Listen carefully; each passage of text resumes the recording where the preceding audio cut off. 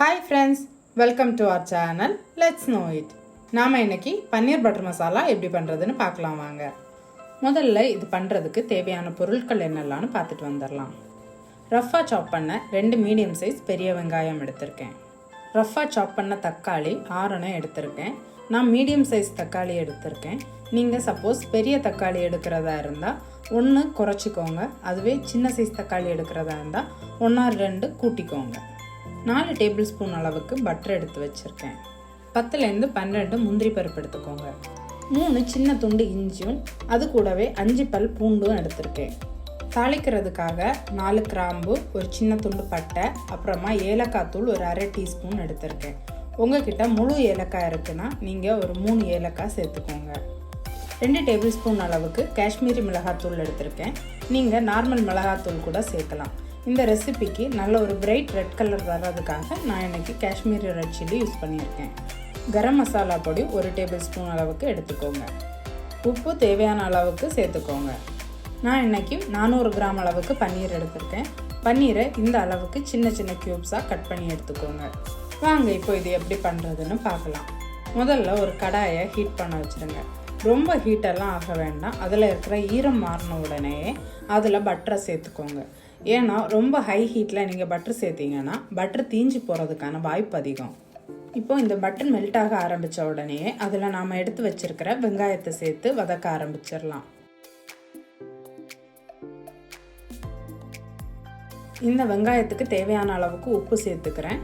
வெங்காயத்தில் நம்ம முதல்ல உப்பு சேர்க்குறப்போ சீக்கிரமாக அது சாஃப்டாக்கி வெந்து வரும்.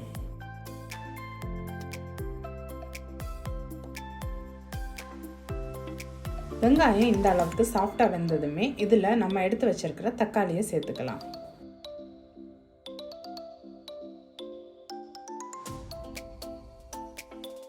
இது கூடவே நாம் எடுத்து வச்சிருக்கிற இஞ்சி, பூண்டு, நாம் எடுத்து வச்சிருக்கிற முந்திரி பருப்பு, இது எல்லாத்தையுமே சேர்த்து ஒன்றா கலந்து விட்டுக்கலாம்.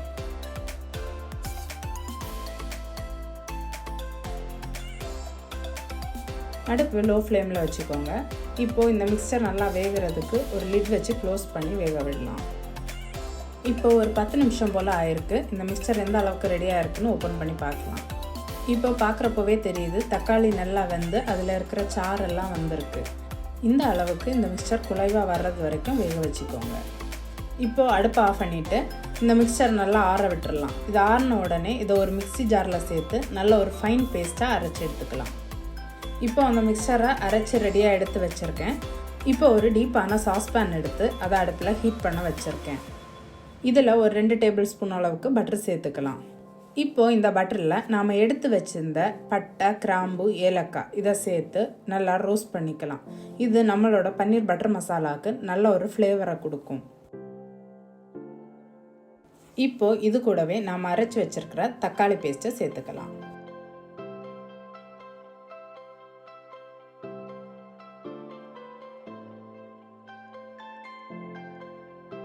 இந்த பேஸ்ட் ரொம்ப திக்காக இருக்கிறதுனால நான் மிக்ஸி ஜாரில் கொஞ்சமாக தண்ணி சேர்த்து அந்த தண்ணியை இது கூட சேர்த்துக்கிறேன். நாம் இதில் முந்திரி பருப்பு சேர்த்துருக்கிறனால இது இன்னும் திக்காகும். அதனால் நீங்கள் தண்ணி கொஞ்சம் சேர்த்து நல்லா பாயில் பண்ணிக்கலாம்.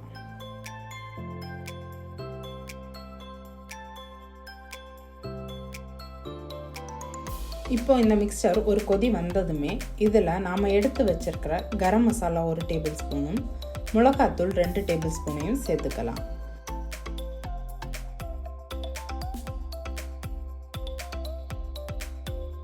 இப்போவே இந்த கிரேவிக்கு தேவையான உப்பு, அப்புறமா அந்த மசாலா எல்லாம் கரெக்டாக இருக்கான்னு செக் பண்ணிக்கோங்க. இந்த டிஷ் பார்த்தீங்கன்னா ரொம்ப காரமாகலாம் இருக்காது. இப்போ இதில் நாம் எடுத்து வச்சிருக்கிற பன்னீர் பீசஸை சேர்த்துக்கலாம். இந்த பன்னீர் பீசஸ் எல்லாத்தையுமே உள்ளே சேர்த்துட்டு ஒரு வாட்டி நல்லா மிக்ஸ் பண்ணி விட்டுக்கோங்க.